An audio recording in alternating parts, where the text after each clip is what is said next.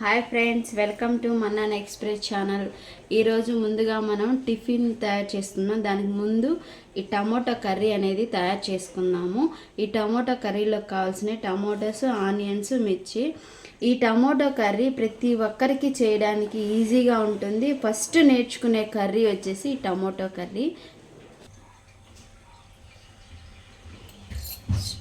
Stove మీద pan పెట్టుకున్నాము. అందులో ఆయిల్ వేసుకున్నాము. ఒక 3 టేబుల్ స్పూన్ ఆయిల్. అది వేడైన తర్వాత 1 టేబుల్ స్పూన్ ఆవాలు, 1 టేబుల్ స్పూన్ జీలకర్ర. ఆయిల్ బాగా వేడెక్కింది, అవి మాడిపోతాయి కాబట్టి వెంటనే ఆనియన్స్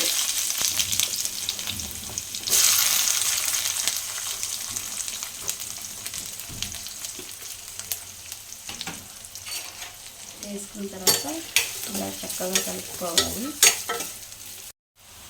ఆనియన్స్ ఇప్పుడు ఈ విధంగా ఫ్రై అయిన తర్వాత ఇందులో కట్ చేసుకున్న 4 పచ్చిమిర్చి వేసుకున్నాము.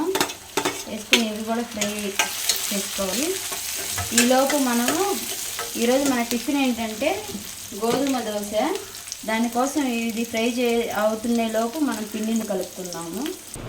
ఇద్దండి, గోధుమ దోశ కోసం 2.5 కప్పు పిండి తీసుకున్నాము. ఇప్పుడు ఈ పిండిలో వచ్చి రుచికి సరిపడినంత సాల్ట్ వేసుకోవాలి.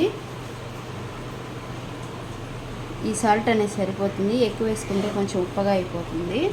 అదేవిధంగా వంట సోడాను కూడా ఒక చిటికెడు, ఎందుకంటే దోశ కొంచెం పొంగడానికి ఒక చిటికెడు వేసుకున్నాము. ఇదంతా కలిసే విధంగా ఫస్ట్ కలుపుకోవాలి చక్కగా. తర్వాత ఇందులో వాటర్ పోసుకొని ఉండలు లేకుండా కలుపుకోవాలి. ఇది మామూలుగా చేత్తో కలిపితేనే బాగా వస్తుంది, ఉండలు లేకుండా. వాటర్ పోసుకుంటూ మన దోశకి సరిపడే విధంగా పిండి వచ్చేలా కలుపుకోవాలి. పచ్చిమిర్చి కూడా ఫ్రై అయిపోయాయి. ఇప్పుడు ఇందులో సన్నగా కట్ చేసుకున్న టమోటాస్ వేసి బాగా మగ్గనిద్దాము. టమోటాలో వాటర్ బయటకు వచ్చే విధంగా మగ్గనివ్వాలి. వాటర్ పోసుకున్నాను. చక్కగా ఇలా ఉండలు లేకుండా నీట్గా మన దోశ పిండి అయితే ఎలా కావాలో మనకి ఆ విధంగా కలుపుకోవాలి. ఇదైతే కొంచెం త్వరగా అయిపోతుంది. అదే చపాతీ చేయాలంటే పిండిని కలిపి పక్కన పెట్టుకొని మళ్ళీ అది స్మూత్గా రావడానికి ఒక 1/2 అవర్ వెయిట్ చేసి మళ్ళీ వాటిని చపాతీలా చేసి కాల్చాలంటే కొంచెం టైం పడుతుంది. మార్నింగ్ టిఫిన్కి అది సెట్ అవ్వదు. ఈవినింగ్ కొంచెం ఖాళీగా ఉండే టైంలో అయితే అలా చేసుకోగలము. ఇదండి, టమాటోస్ ఇలా కొంచెం మగ్గిన తర్వాత ఇప్పుడు దీంట్లో కొంచెం పసుపు, సాల్ట్ అనేది వేస్తున్నాము.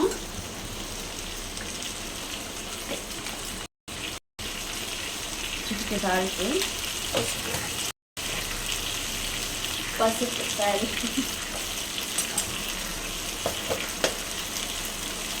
1 టేబుల్ స్పూన్ సాల్ట్. ఇప్పుడు టమోటాలో ఉండే జ్యూస్ అంతా వస్తుంది. సమ్మర్ కాబట్టి టమోటాలు అంత జ్యూసీగా లేవు.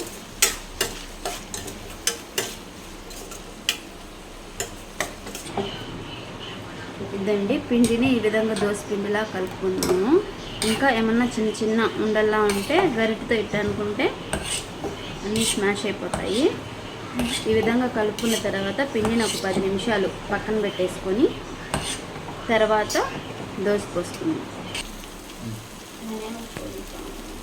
ఇందులో ఆల్రెడీ మనం పచ్చిమిర్చి వేసాం కాబట్టి ఇప్పుడు నేనేమో కారం వేయడం లేదు. 1 టేబుల్ స్పూన్ ధనియాల పౌడర్ వేస్తున్నాను.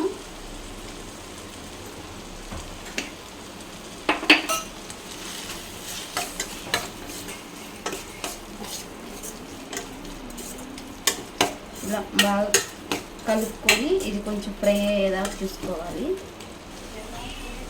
మనకి ఇప్పుడు టమాటా కర్రీ అనేది రెడీ అయిపోయింది.